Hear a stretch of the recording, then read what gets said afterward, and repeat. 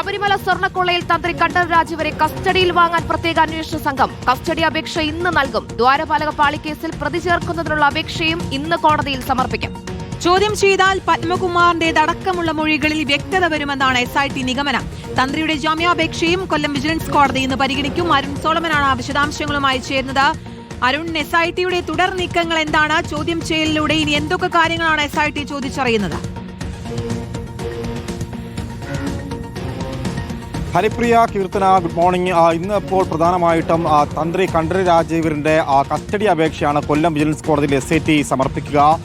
തന്ത്രിയെ കസ്റ്റഡിയിൽ വാങ്ങി ചോദ്യം ചെയ്യാനുള്ള നീക്കമാണ് നിലവിൽ SIT നടത്തുന്നത്. കാരണം കൂടുതൽ തെളിവുകൾ ഈ കേസുമായി ബന്ധപ്പെട്ട് SITക്ക് ശേഖരിക്കേണ്ടതുണ്ട്. ഇതിനോടകം തന്നെ ഇന്ന് തന്ത്രിയും ജാമ്യ ഹർജി നൽകുന്ന ഒരു ദിവസം കൂടിയാണ്. അതുകൊണ്ട് തന്നെ ഈ ജാമ്യ ഹർജി തടയുന്നതിനുള്ള നീക്കമാണ് നിലവിൽ SIT നടത്തുന്നത്. അതിനായിട്ടുള്ള നീക്കങ്ങൾ നിലവിൽ ആരംഭിച്ചു കഴിഞ്ഞിരിക്കുകയാണ്. കാരണം കഴിഞ്ഞ ദിവസം അടക്കം തന്ത്രിയുടെ ചെങ്ങന്നൂരുള്ള വസതിയിലടക്കം SIT പരിശോധന നടത്തിയിരുന്നു. ഈ സാമ്പത്തിക ഇടപാടുകൾ, അതുമായി ബന്ധപ്പെട്ടുള്ള പണമിടപാടുകൾ നടത്തിയിട്ടുണ്ടോ, വസ്തു ഇടപാടുകൾ നടത്തിയിട്ടുണ്ടോ, ഇതെല്ലാം അടക്കമുള്ള പരിശോധനകളാണ് നിലവിൽ SIT നടത്തി വരുന്നത്. ഇതിൽ കൂടുതൽ തെളിവുകൾ ശേഖരിക്കുന്നതിനപ്പുറം നിലവിൽ ഈ തന്ത്രിക്ക് ജാമ്യം നൽകിക്കഴിഞ്ഞു കഴിഞ്ഞാൽ ഈ തെളിവുകൾ നശിപ്പിക്കാനുള്ള സാധ്യതകളുണ്ട്. കാരണം പ്രതിക്ക് ഉന്നതമായിട്ട് പലർക്കും ബന്ധമുണ്ട് എന്നുള്ളത് അടക്കമുള്ള കാര്യങ്ങൾ ഇന്ന് കോടതിയിൽ SIT എന്തായാലും ബോധ്യപ്പെടുത്തും. പ്രധാനമായിട്ടും ദ്വാരപാലക ശില്പപാളികളുമായി ബന്ധപ്പെട്ട് കവർന്ന കേസിൽ അതിൽ ഇന്ന് തന്ത്രിയെ പ്രതി ചേർക്കാനുള്ള ഒരു നീക്കം കൂടിയാണ് SIT നടത്തുന്നത്. അതിന്റെ ഭാഗമായിട്ട് അതിന്റെ അപേക്ഷ കൂടി ഇന്ന് കൊല്ലം വിജിലൻസ് കോടതിയിൽ സമർപ്പിക്കും.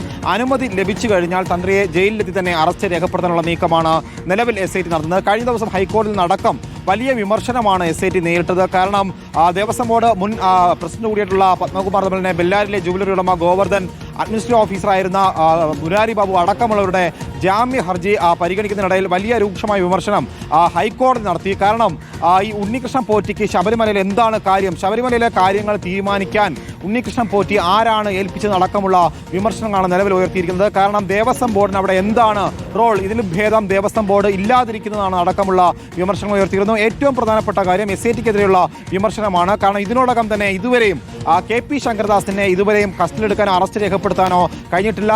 ഈ പ്രതി ചേർത്തതിന് പിന്നാലെ തന്നെ അദ്ദേഹം തിരുവനന്തപുരത്തെ സ്വകാര്യ ആശുപത്രിയിൽ അഡ്മിറ്റ് ആയിരിക്കുകയാണ്. നിലവിൽ SIT കോടതിയിൽ ബോധിപ്പിക്കുന്നത് KP ശങ്കരദാസ് അബോധാവസ്ഥയിൽ കഴിയുന്നു എന്നുള്ളതാണ്. പക്ഷേ KP ശങ്കരദാസിന്റെ മകൻ പോലീസ് ആയതുകൊണ്ടാണ് ഈ ഒരു ഇത്രയും ദിവസമായിട്ടും അദ്ദേഹത്തിന്റെ അറസ്റ്റ് രേഖപ്പെടുത്തി കസ്റ്റഡിയിൽ എടുക്കാത്തതെന്നടക്കമുള്ള വിമർശനങ്ങളാണ് നിലവിൽ ഹൈക്കോടതി ഉയർത്തിയിരിക്കുന്നത്. എന്തായാലും KP ശങ്കരദാസിന് അബോധാവസ്ഥയിലാണെങ്കിൽ ഡോക്ടർമാരുടെ സർട്ടിഫിക്കറ്റ് കോടതിയിൽ ഹാജരാക്കണമെന്നാണ് നിലവിൽ ഹൈക്കോടതി ഉന്നയിച്ചിരിക്കുന്നത്. എന്തായാലും ഈ കേസിൽ പ്രധാനമായിട്ടും ഉണ്ണികൃഷ്ണൻ പോറ്റിക്ക് അപ്പുറം ഇനിയും കൂടുതൽ ഉന്നതരായിട്ടുള്ള നേതാക്കൾ അല്ലെങ്കിൽ ഉന്നതരായിട്ടുള്ള വ്യക്തികൾക്ക് എതിരെയുള്ള അന്വേഷണം നീങ്ങുകയാണ്. അതിൽ പ്രധാനമായും ഇപ്പോൾ അവസാനമായി എത്തി നിൽക്കുന്നത് തന്ത്രി കണ്ഠരര് രാജീവരാണ്. തന്ത്രി കണ്ഠരര് രാജീവരെ കസ്റ്റഡിയിലെടുത്ത് ചോദ്യം ചെയ്യാനുള്ള നീക്കമാണ്. ഇന്നെന്തായാലും SIT അപേക്ഷ നൽകിയതിന് പിന്നാലെ അതിന് അനുമതി ലഭിച്ചാൽ ആ നീക്കമായിരിക്കും SIT നടത്തുക.